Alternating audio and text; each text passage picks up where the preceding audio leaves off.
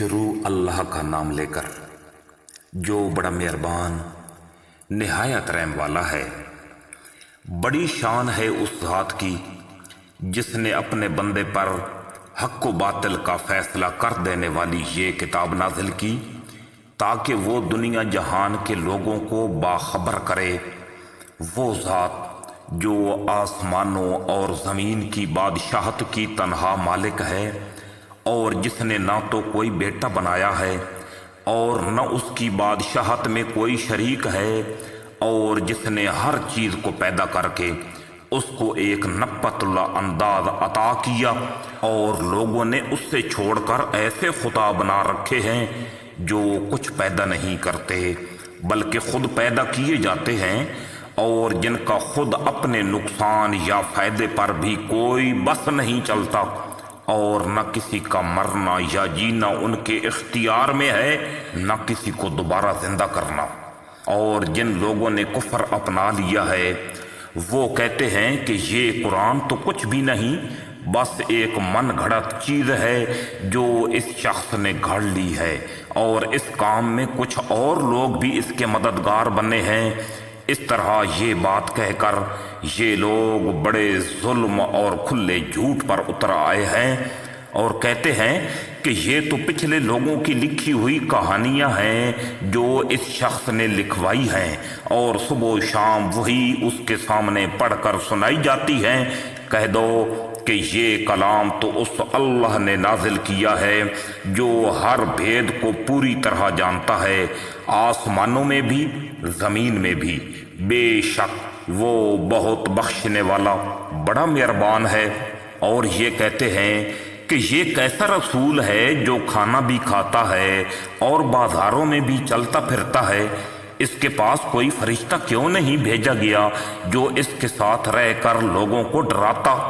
یا اس کے اوپر کوئی خزانہ ہی آ پڑتا، یا اس کے پاس کوئی باغ ہوتا جس میں سے یہ کھایا کرتا۔ اور یہ ظالم مسلمانوں سے کہتے ہیں کہ تم جس کے پیچھے چل رہے ہو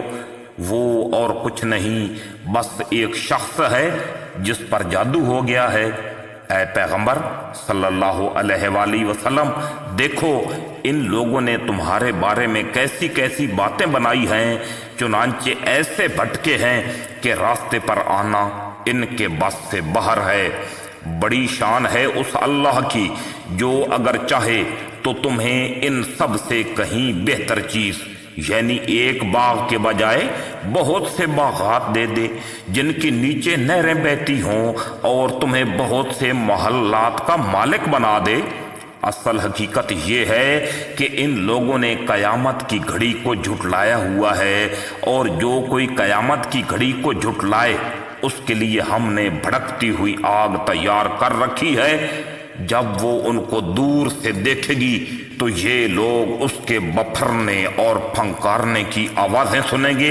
اور جب ان کو اچھی طرح باندھ کر اس کی ایک تنگ جگہ میں پھینکا جائے گا تو وہاں یہ موت کو آواز دے کر پکاریں گے۔ اس وقت ان سے کہا جائے گا کہ آج تم موت کو صرف ایک بار نہ پکارو بلکہ بار بار موت کو پکارتے ہی رہو۔ کہو کہ یہ انجام بہتر ہے یا ہمیشہ رہنے والی جنت جس کا وعدہ متقی لوگوں سے کیا گیا ہے، وہ ان کے لیے انعام ہوگی، اور ان کا آخری انجام وہاں انہیں ہمیشہ ہمیشہ بستے ہوئے ہر وہ چیز ملے گی جو وہ چاہیں گے۔ یہ وہ ذمہ دارانہ وعدہ ہے جو تمہارے رب نے اپنے اوپر لازم کر لیا ہے، اور وہ دن انہیں یاد دلاؤ جب اللہ ان کافروں کو بھی حشر میں جمع کرے گا، اور ان معبودوں کو بھی جن کی یہ خدا کو چھوڑ کر عبادت کرتے تھے، اور ان کے معبودوں سے کہے گا کہ کیا تم نے میرے ان بندوں کو بہکایا تھا یا یہ راستے سے خود بھٹکے تھے؟ وہ کہیں گے آپ کی ذات ہر عیب سے پاک ہے، ہماری مجال نہیں تھی کہ ہم آپ کو چھوڑ کر دوسرے رکھوالوں کے قائل ہوں، لیکن ہوا یہ کہ آپ نے ان کو اور ان کے باپ دادوں کو دنیا کا ساز و سامان دیا، یہاں تک کہ جو بات یاد رکھنی تھی یہ اسے بھلا بیٹھے، اور اس طرح یہ خود برباد ہو کر رہے۔ لو اے کافرو، انہوں نے تو تمہاری وہ ساری باتیں جھٹلا دی جو تم کہا کرتے ہو۔ اب نہ عذاب کو ٹالنا تمہارے بس میں ہے، نہ کوئی مدد حاصل کرنا، اور تم میں سے جو کوئی ظلم کا مرتکب ہے ہم اس سے بڑے بھاری عذاب کا مزہ چکھائیں گے۔ اور اے پیغمبر صلی اللہ علیہ وآلہ وسلم، ہم نے تم سے پہلے جتنے پیغمبر بھیجے وہ سب ایسے تھے کہ کھانا بھی کھاتے تھے اور بازاروں میں بھی چلتے پھرتے تھے، اور ہم نے تم لوگوں کو ایک دوسرے کی آزمائش کا ذریعہ بنایا ہے۔ بتاؤ کیا صبر کرو گے؟ اور تمہارا پروردگار ہر بات دیکھ رہا ہے۔ جن لوگوں کو یہ توقع ہی نہیں ہے کہ وہ کسی وقت ہم سے آ کر ملیں گے، وہ یوں کہتے ہیں کہ ہم پر فرشتے کیوں نہیں اتارے جاتے، یا پھر ایسا کیوں نہیں ہوتا کہ ہم خود اپنے پروردگار کو دیکھ لیں۔ حقیقت یہ ہے کہ یہ اپنے دلوں میں اپنے آپ کو بہت بڑا سمجھے ہوئے ہیں، اور انہوں نے بڑی سرکشی اختیار کی ہوئی ہے۔ جس دن ان کو فرشتے نظر آ گئے اس دن ان مجرموں کے لیے کوئی خوشی کا موقع نہیں ہوگا، بلکہ یہ کہتے پھریں گے کہ خدایا ہمیں ایسی پناہ دے کہ یہ ہم سے دور ہو جائیں۔ اور انہوں نے دنیا میں جو عمل کیے ہیں ہم ان کا فیصلہ کرنے پر آئیں گے تو انہیں فضا میں بکھرے ہوئے گرد و غبار کی طرح بے قیمت بنا دیں گے۔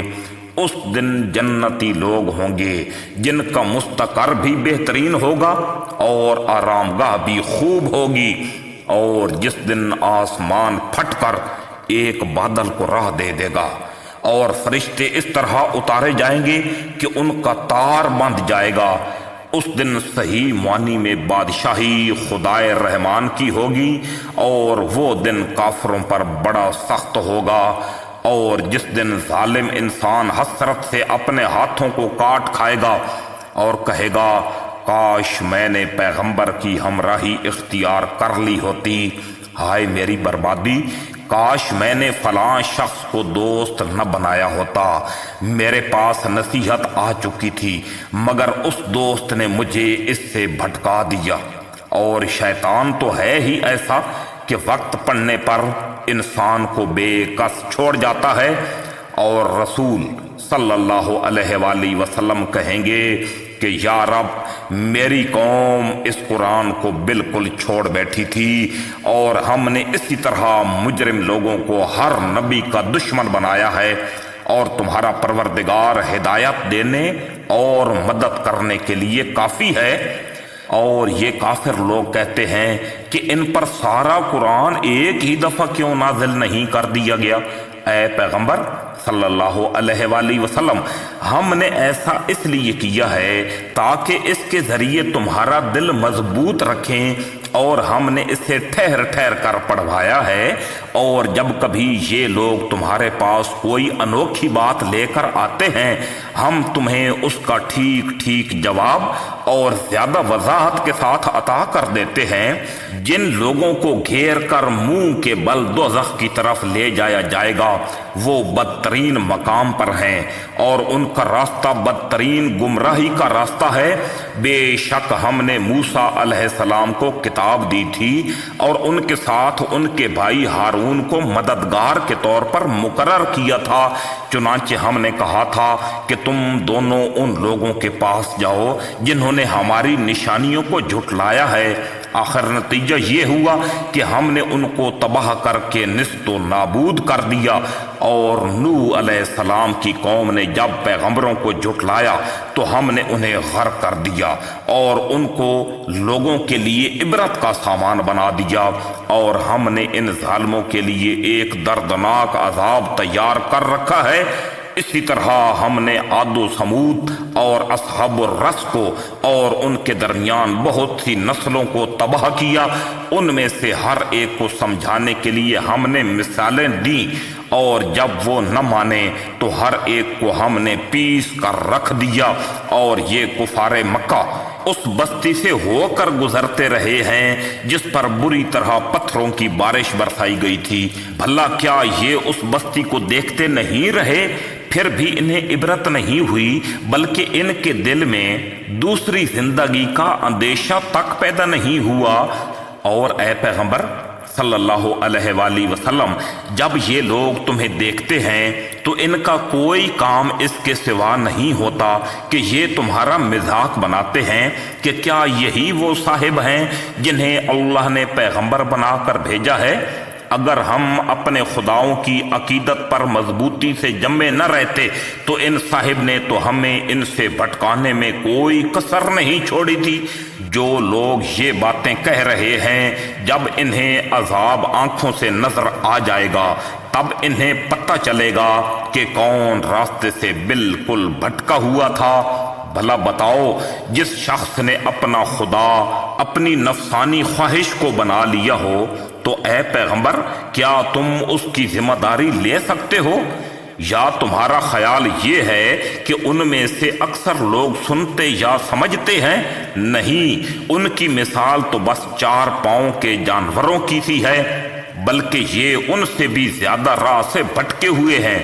کیا تم نے اپنے پروردگار کی قدرت کو نہیں دیکھا کہ وہ کس طرح سائے کو پھیلاتا ہے، اور اگر وہ چاہتا تو اس سے ایک جگہ ٹھہرا دیتا؟ پھر ہم نے سورج کو اس کے لیے رہنما بنا دیا ہے، پھر ہم اسے تھوڑا تھوڑا کر کے اپنی طرف سمیٹ لیتے ہیں۔ اور وہی ہے جس نے تمہارے لیے رات کو لباس بنایا اور نیند کو سراپا سکون اور دن کو دوبارہ اٹھ کھڑے ہونے کا ذریعہ بنایا ہے۔ اور وہی ہے جس نے اپنی رحمت یعنی بارش سے پہلے ہوائیں بھیجی جو بارش کی خوشخبری لے کر آتی ہیں، اور ہم نے ہی آسمان سے پاکیزہ پانی اتارا ہے تاکہ ہم اس کے ذریعے مردہ زمین کو زندگی بخشیں اور اپنی مخلوق میں سے بہت سے مویشیوں اور انسانوں کو اس سے سیراب کریں۔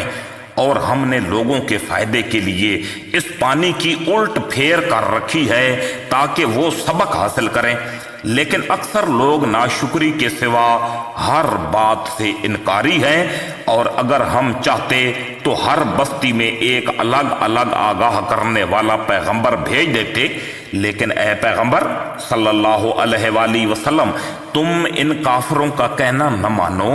اور اس قرآن کے ذریعے ان کے خلاف پوری قوت سے جد و جہد کرو۔ اور وہی ہے جس نے دریاؤں کو اس طرح ملا کر چلایا ہے کہ ایک میٹھا ہے جس سے تسکین ملتی ہے اور ایک نمکین ہے سخت کڑوا، اور ان دونوں کے درمیان ایک آڑ اور ایسی رکاوٹ حائل کر دی ہے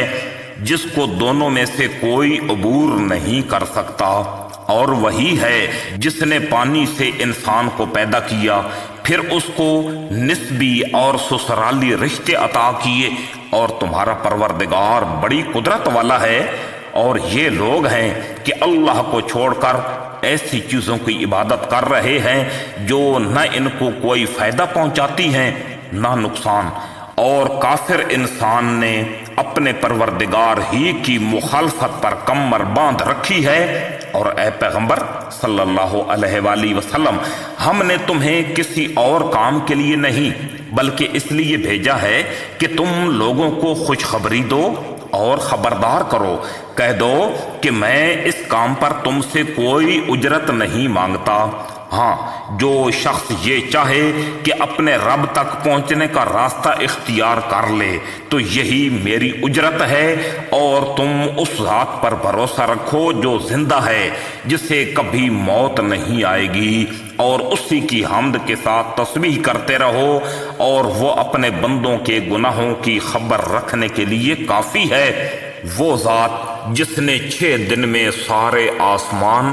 اور زمین اور ان کے درمیان کی چیزیں پیدا کیں، پھر اس نے عرش پر استوا فرمایا۔ وہ رحمان ہے، اس لیے اس کی شان کسی جاننے والے سے پوچھو۔ اور جب ان لوگوں سے کہا جاتا ہے کہ رحمان کو سجدہ کرو تو یہ کہتے ہیں کہ رحمان کیا ہوتا ہے؟ کیا جس سے بھی تم کہہ دو ہم اسے سجدہ کیا کریں، اور اس بات سے وہ اور زیادہ بدکنے لگتے ہیں۔ بڑی شان ہے اس ذات کی جس نے آسمان میں برج بنائے اور اس میں ایک روشن چراغ اور نور پھیلانے والا چاند پیدا کیا، اور وہی ہے جس نے رات اور دن کو ایسا بنایا کہ وہ ایک دوسرے کے پیچھے چلے آتے ہیں، مگر یہ ساری باتیں اس شخص کے لیے کارآمد ہیں جو نصیحت حاصل کرنے کا ارادہ رکھتا ہو یا شکر بجا لانا چاہتا ہو۔ اور رحمان کے بندے وہ ہیں جو زمین پر عاجزی سے چلتے ہیں، اور جب جاہل لوگ ان سے جاہلانہ خطاب کرتے ہیں تو وہ سلامتی کی بات کہتے ہیں، اور جو راتیں اس طرح گزارتے ہیں کہ وہ اپنے پروردگار کے آگے کبھی سجدے میں ہوتے ہیں اور کبھی قیام میں، اور جو یہ کہتے ہیں کہ ہمارے پروردگار جہنم کے عذاب کو ہم سے دور رکھیے، حقیقت یہ ہے کہ اس کا عذاب وہ تباہی ہے جو چمٹ کر رہ جاتی ہے،